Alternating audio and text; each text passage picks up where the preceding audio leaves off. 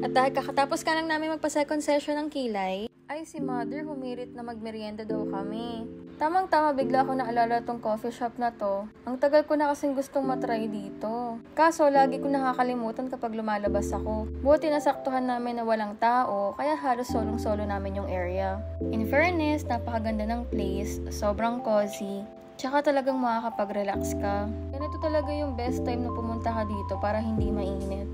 Dahil ayan na nga si ate, sinerve na yung order namin. At dahil halos kakakain ko lang ng lunch, ayan, nag-coffee lang kami. Every time na order ako sa coffee shop, laging coffee mo kaya in-order ko. Syempre, favorite eh. Ayan na nga si mother kumakain na. Medyo matagal-tagal din kaming nagstay dito. Nagdaldalan lang, chismisan, ganun. At syempre, may jowa nga tayong Indiano na chismoso.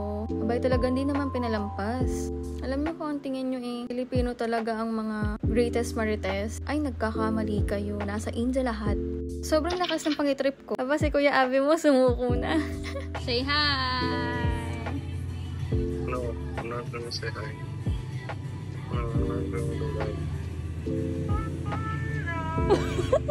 Lagi talaga ako niya napapasaya sa maliliit na bagay. So, ito na nga, inaantay ko matapos si Mother. Overall experience, okay talaga dito. Dito nga lang pala yan sa Image del Pilar Extension sa Antipolo.